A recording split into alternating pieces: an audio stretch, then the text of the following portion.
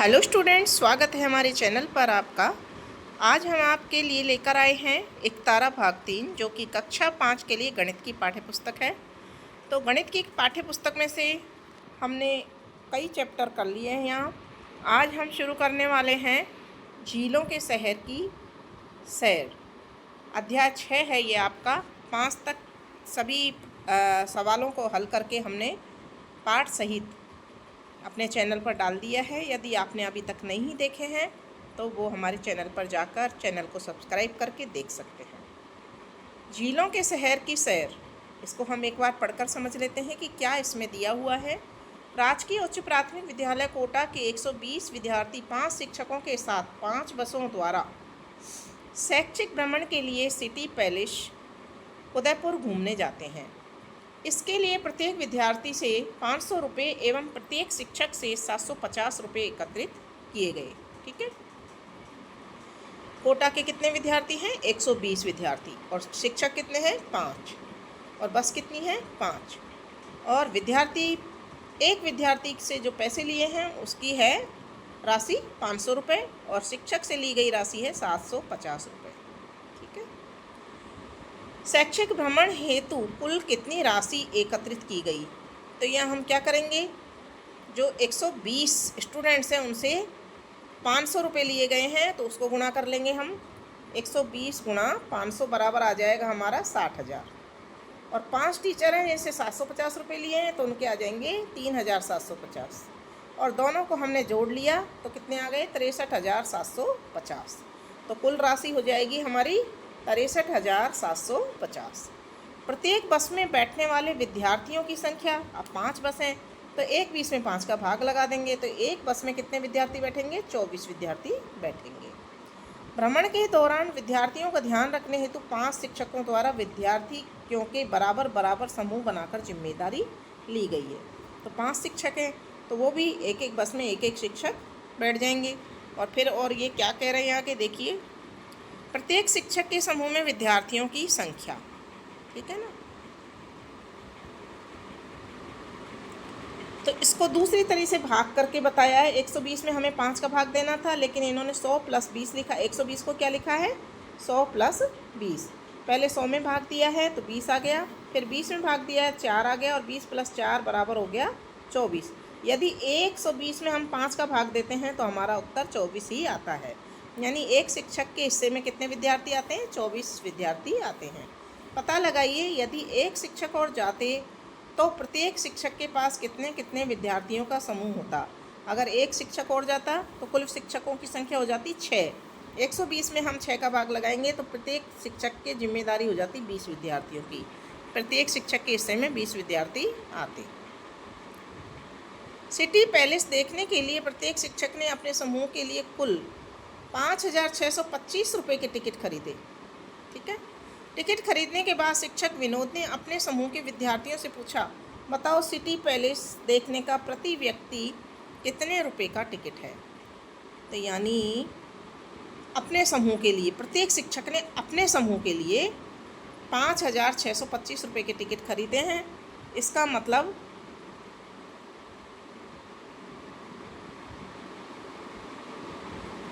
तो देखिए, हर्षिता ने प्रति व्यक्ति टिकट राशि का इस तरह से पता लगाया।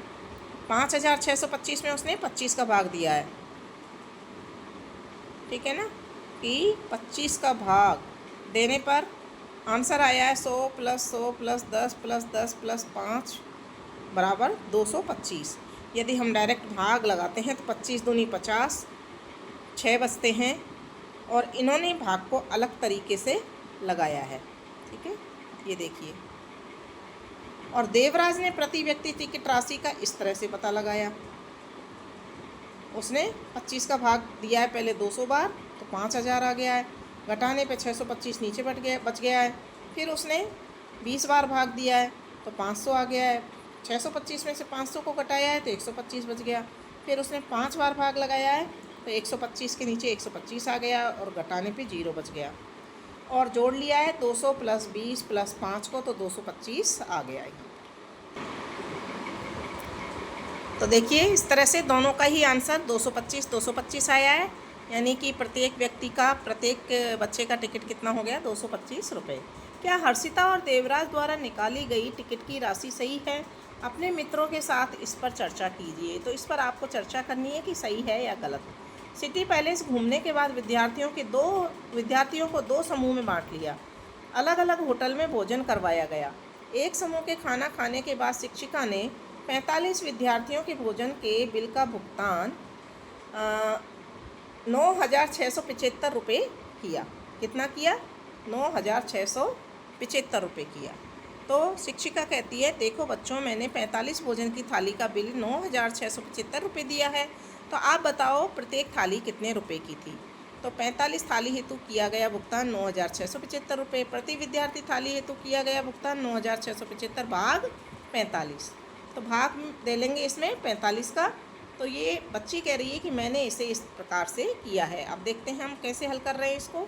यहाँ पर देखिए भाग की क्रिया, 9,675 को अंदर लिख लिया है, 45 को बाहर लिख लिया है। 45 का पहाड़ा अगर नहीं आता है तो उसको साइड में बना करके लिख लीजिए। 45 का पहाड़ा 2 बार बोला है, तो 45 दूनी 90, तो 2 को यहाँ पर लिख दिया है और 90 96 के नीचे लिख देंगे। ठीक है। अब यहाँ चरण 1 में देखो क्या लिखा हुआ है। 9 45 से छोटा है, जिसमें 9 का भाग नहीं जा सकता, इसलिए 96 में 45 का भाग देने पर 96 भाग 45 बराबर 2 भागफल, और शेष फल क्या बच गया? नीचे 6 बच गया। ठीक है ना। और ऊपर से एक संख्या उतार लेंगे 7, तो यहाँ हो गया 67। ठीक है। अब 67 में 45 का भाग देंगे तो 45 का पहाड़ा 2 बार बोलेंगे, तो 45 दूनी 90 ज़्यादा हो जाते हैं, इसलिए पहाड़ा कितनी बार बोलेंगे? 1 बार, और यहाँ पर 1 लिख देंगे और 67 के नीचे 45 लिख देंगे। घटाएंगे तो हमारे पास क्या बचेगा? 22। ऊपर से एक संख्या और बची हुई 5 उतार ली हमने, और नीचे हो गया ये 225। ये देखिए यहाँ पर 225।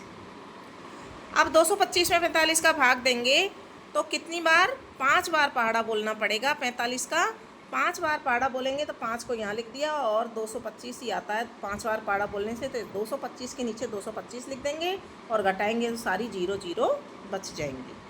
ठीक है। और भागफल जो आया है वो कितना आया है? 215। तो 215 एक थाली का पैसा लगा। कितने पैसे लगे एक थाली के? 215 रुपये। ठीक है।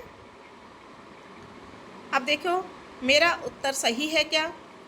तो टीचर कह रही है सीमा तुम खुद जांच कर देखो। तो बच्चा कह रहा है लेकिन जांच कैसे करते हैं?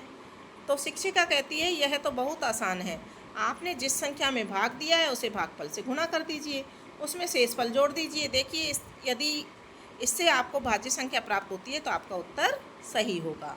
यानी कि यहाँ ऊपर हमने भागफल कितना है? 215, और जिससे भाग दिया है 45 को, इससे गुणा कर देंगे तो हमारा 9,675 अगर आ रहा है तो सही है।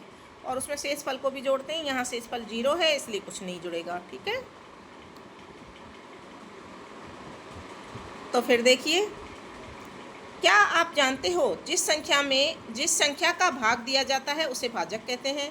जिस संख्या में भाग दिया जाता है वह संख्या भाज्य कहलाती है। आपने 9,675 में 45 का भाग दिया, इसलिए 9,675 भाज्य है और 45 भाजक है। ठीक है। सीमा उत्तर जांचते हुए कहती है कि 9,675 में 45 से भागफल 215 और शेषफल 0 है, इसलिए 45 गुणा 215 प्लस 0 बराबर 9,675। अतः हम यह कह सकते हैं कि भाजक गुणा भागफल प्लस शेषफल बराबर होता है भाज्य। तो मेरा उत्तर बिल्कुल सही है, बच्ची कह रही है। ठीक है। ये सूत्र बन गया भाज्य निकालने का कि भाजक गुणा भागफल प्लस शेषफल। अब आगे दिया हुआ है 30 विद्यार्थियों के लिए एक बस के आने जाने हेतु 1,800 रुपये किराया तय किया गया। बताओ प्रत्येक विद्यार्थी का कितने रुपए किराया था? 30 विद्यार्थियों के लिए 1,800 है, तो 1,800 में 30 का भाग दे लेंगे। तो देखिए 3 छिंग 18, 6 बार भाग गया, 180 आ गया। फिर 0 को नीचे उतारेंगे तो 0 में फिर वापस 0 बार भाग देंगे, और 0 में वापस भाग देंगे तो यहाँ पर हमारा आ जाएगा 60। ठीक है।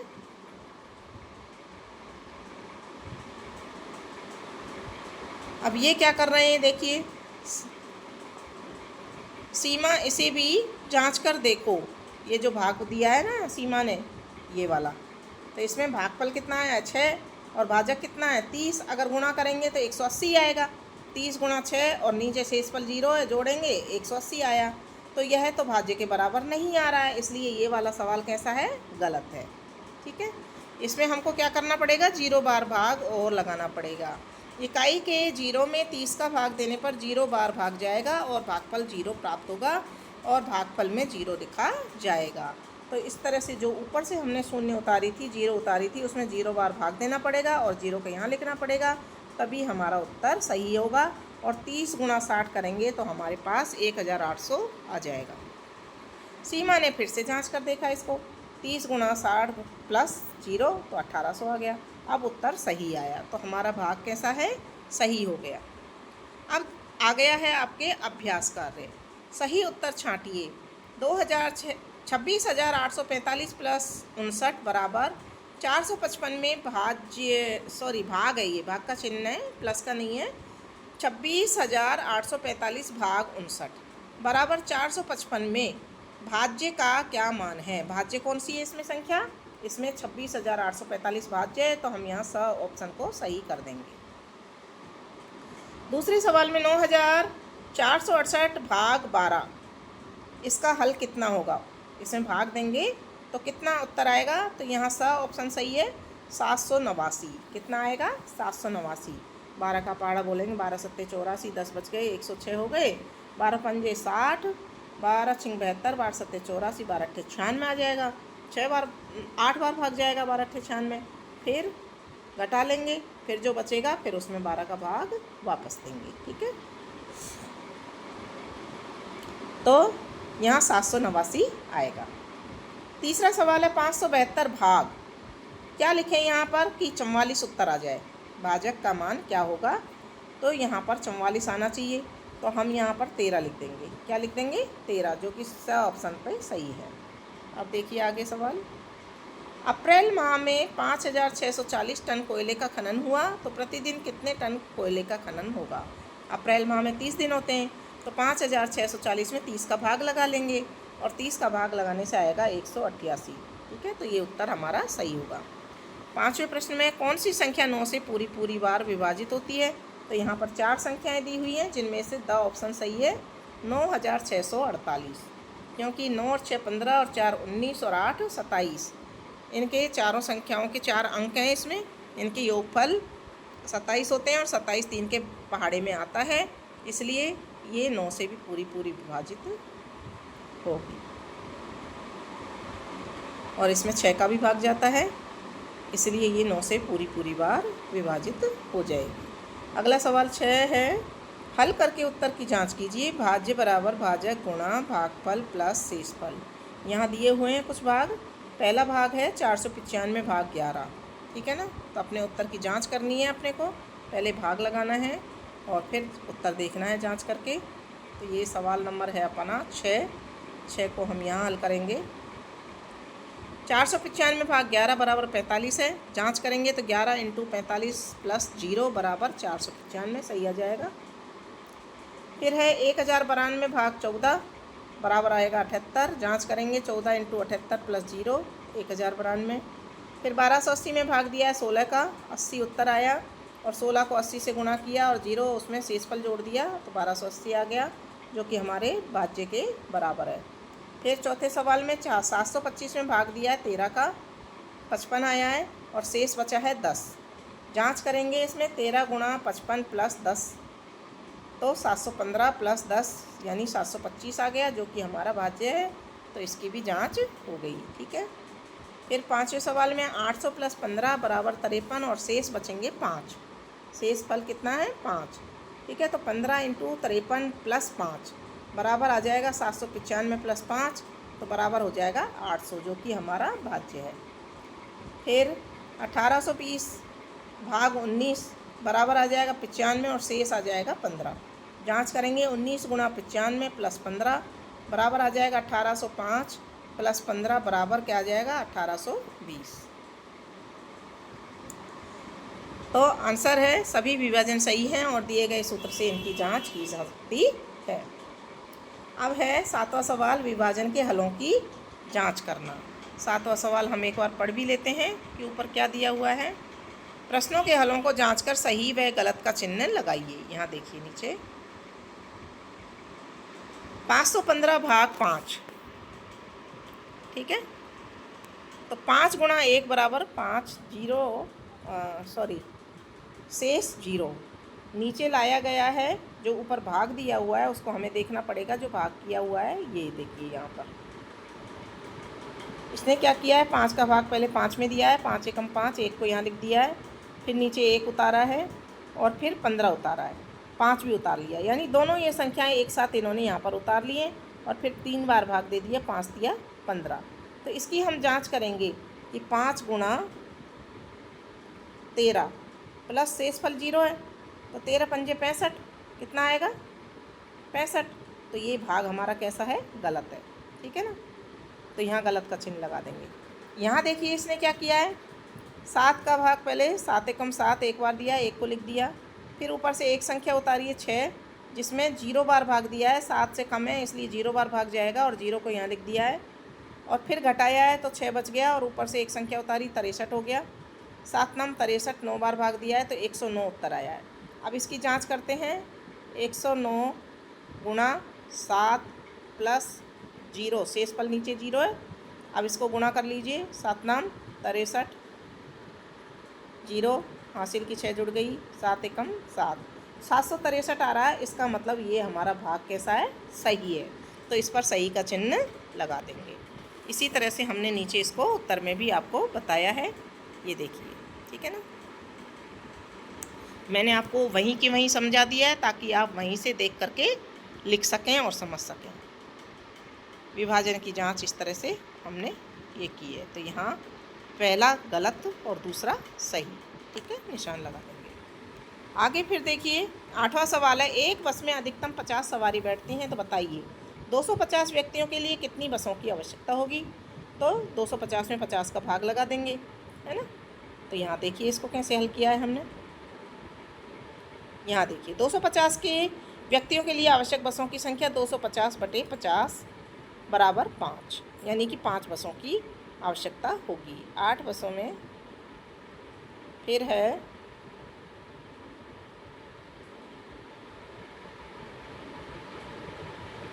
8 बसों में अधिकतम कितनी सवारी बैठ सकती हैं। अब 8 बसों में अधिकतम कितनी सवारी बैठ सकती हैं, देखिए क्या करेंगे। 8 बसों में 50 एक बस में बैठती हैं, तो 8 से 50 का गुणा कर लेंगे, तो 8 पंजे 40, यानी कि आ गया 400। तो अधिकतम 400 सवारियां बैठ सकती हैं, ठीक है। फिर है तीसरा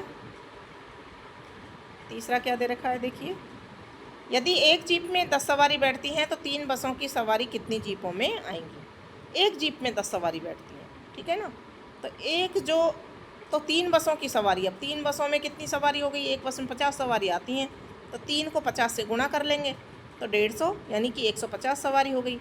150 सवारी में से एक जीप में बैठती हैं 10 सवारी, तो फिर कितनी जीपों की आवश्यकता होगी, 15 जीपों की आवश्यकता होगी। इसको हमने कैसे हल किया है, देख लीजिए। 3 बसों की सवारियाँ अर्थात 3 गुणा 50 बराबर 150 सवारियाँ कितनी जीपों में आएंगी, 150 में 10 का भाग दे लिया तो 15 जीपों में आएंगी। कितनी जीपों में आएंगी, 15 जीपों में आएंगी। तो ये आंसर लिख देंगे, ठीक है। तो आ का उत्तर आ जाएगा 250 व्यक्तियों के लिए 5 बसों की आवश्यकता होगी। ब 8 बसों में अधिकतम 400 सवारी बैठ सकती हैं, और स 3 बसों की सवारियाँ 15 जीपों में आएंगी। तो इस तरह से ये सवाल हो जाता है। अब 9वां सवाल पढ़ते हैं पहले। मनोज ने 18 पुस्तकें 828 रुपये में खरीदी हों, तो बताओ मनोज ने एक पुस्तक कितने रुपए में खरीदी। 18 पुस्तकें खरीदी हैं 828 में, तो सीधी सी बात है 828 में 18 का भाग दे लेंगे तो एक पुस्तक का मूल्य निकल जाएगा। इसको हमने हल किया है। यहाँ पर 18 पुस्तकें 828 रुपये में खरीदी, एक पुस्तक की कीमत 828 बटे 18 बराबर 46 रुपये, तो एक पुस्तक की कीमत कितनी होगी, 46 रुपये। 10वां सवाल पढ़ते हैं। रविंद्र के पास 636 आम हैं, तो बताइए रविंद्र के पास कितने दर्जन आम हैं। अब एक दर्जन में 12 आम होते हैं, एक दर्जन में कितने आम आएंगे, 12 आम, तो 12 का भाग लगा लेंगे 636 में। तो देखिए हमने कैसे हल किया है इसको। 636 और एक दर्जन में आते हैं 12 आम होते हैं, तो 636 में भाग देंगे 12 का और भाग दे करके उत्तर जाएगा 53 दर्जन उत्तर आ जाएगा। तो रविंद्र के पास 53 दर्जन आम है। अगर दर्जन में हमने संख्या ज्ञात करनी है तो इस तरह से हमको निकालना है। अब अगला सवाल देखिए 11वां। रक्षा के पास 2052 माला के मोती हैं, उसे बराबर बराबर मोती लेकर 19 मालाएं बनानी है। बताइए रक्षा एक माला में कितने मोती पिरोएगी। तो 2052 में 19 का भाग लगाना है अपने को, तब अपना आंसर आ जाएगा कि एक माला में कितने मोती आएंगे। तो यहाँ देखिए 2052 माला के मोती हैं और 19 माला बनानी है, तो 2052 बटे 19 बराबर 108 मोती। तो एक माला में कितने मोती आएंगे, 108 मोती आएंगे। फिर 12वां सवाल पढ़ते हैं एक बार। मदन ने नर्सरी से 660 आम के पौधे खरीदे।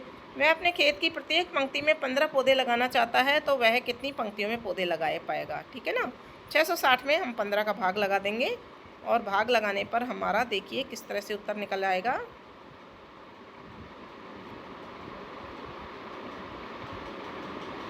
यहाँ देखिए 660 बटे 15 बराबर 44 पंक्तियाँ, यानी कि वो 44 पंक्तियों में पौधे लगा पाएगा। यहाँ हमारा 12वां सवाल भी रह गया, तो 12वां सवाल एक बार पढ़ लेते हैं। हमने 13वां पढ़ लिया पहले, तो आप पहले 12वां पढ़ लेते हैं, उसके बाद 14 नंबर पे जाएंगे वापस। यहाँ देखिए 12, 576 चॉकलेट के डिब्बों को पैक करना है। अगर एक डिब्बे में 24 चॉकलेट आती हैं तो सभी चॉकलेट के लिए कितने डब्बों की ज़रूरत पड़ेगी। तो यहाँ पर देखिए एक डिब्बे में 24 चॉकलेट आते हैं, तो 576 चॉकलेट में 24 का भाग लगा देंगे और हमारा सही उत्तर हमें प्राप्त हो जाएगा। यहाँ देखिए 576 बटे 24 बराबर 24 डिब्बे, तो 24 डिब्बों की आवश्यकता होगी। इसके बाद सवाल 13 हमने कर लिया है। अब सवाल 14 नंबर का देख लेते हैं एक बार पढ़ करके। सवाल नंबर 14 क्या कह रहे हैं, यहाँ देखिए टीम 1 के 6 खिलाड़ियों में 150 किलों को बराबर बांटा जाता है। टीम 1 के 6 खिलाड़ी हैं, 6 खिलाड़ियों 150 किलों को बराबर बांट दिया। जबकि टीम 2 के 6 खिलाड़ियों में 192 किलों को बराबर बांटा जाए, तो बताइए किस टीम के खिलाड़ियों को ज़्यादा केले मिलेंगे और कितने ज़्यादा मिलेंगे। तो यहाँ पर 2 भाग होंगे, एक भाग तो 150 में 6 का भाग लगाना है और दूसरा 192 में 6 का भाग लगाना है। ठीक है ना, तो 192 जिसको मिलेंगे, जिस टीम को, उसको केले ज़्यादा मिलेंगे। यहाँ उत्तर देख लीजिए किस तरह से लिखना है। हाँ, तो टीम 1 के 6 खिलाड़ियों में 150 किलों को बांटा जाता है, इसलिए 150 बटे 6 बराबर 25 केले। तो टीम 1 के विद्यार्थियों के पास तो कितने आएंगे, खिलाड़ी के पास कितने आएंगे, 25 केले आएंगे। और टीम 2 में प्रति खिलाड़ी केले 6 खिलाड़ियों में 192 किलों को बांटा जाता है, तो 192 बटे 6 बराबर 32 केले। टीम 2 के खिलाड़ियों को कितने केले के मिलेंगे, 32 केले मिलेंगे। तो फिर अंतर ज्ञात कर लेंगे, 32 में से 25 को घटा लेंगे, 7 केले, यानी टीम 2 के खिलाड़ियों को जो ज़्यादा मिलेंगे ना, वो 7 केले ज़्यादा मिलेंगे टीम 1 से। ठीक है ना, टीम 1 को खिलाड़ी से 7 केले ज़्यादा मिलेंगे। इस तरह से हम इसको यहाँ पर लिख देंगे। अब है इसके बाद में सवाल नंबर 15। एक साधारण बस में 6 सवारियों का सलूम्बर जाने का किराया 150 रुपये है, जबकि द्रुतगामी बस में 6 सवारियों का किराया 192 रुपये है। ठीक है, तो बताइए किस बस का किराया अधिक है, वह कितना अधिक है। तो पहले 150 में 6 का भाग लगाएंगे और दूसरा भाग होगा 192 में 6 का भाग, तो जिसका ज़्यादा आएगा वो देखिए। साधारण बस का प्रति सवारी किराया 6 सवारियों का किराया 150 रुपये, तो 150 बटे 6 बराबर 25 रुपये, तो एक सवारी का कितना किराया होगा, 25 रुपये। और द्रुतगामी बस का प्रति सवारी किराया 6 सवारियों के लगते हैं 192 रुपये, तो 192 बटे 6 बराबर 32 रुपये। और कितना ज़्यादा लग रहा है, तुलना करेंगे। द्रुतगामी बस का किराया अधिक है, 32 ज़्यादा है 25 से। ठीक है ना, तो 32 माइनस 25 कर देंगे, बराबर 7 रुपये का अंतर आ जाएगा। तो द्रुतगामी बस का किराया अधिक है, वह 7 रुपये अधिक है, ऐसे लिख देंगे। अब 16वां सवाल देखते हैं। यदि 15 साइकिल की कीमत 24,405 रुपये है, तो बताइए कि एक साइकिल की कीमत कितनी होगी। एक साइकिल की कीमत ज्ञात करनी है तो हमें भाग लगाना पड़ेगा 24,405 में 15 का। तो देखिए किस तरह से लगाया है हमने। यहाँ देखिए 24,405 बटे 15 बराबर आ जाता है 1,627 रुपये, 1,627 रुपये, ऐसे भी इसको बोल सकते हैं। तो एक साइकिल की कीमत 1,627 रुपये होगी। ठीक है, आप 17वां सवाल पढ़ लेते हैं एक बार।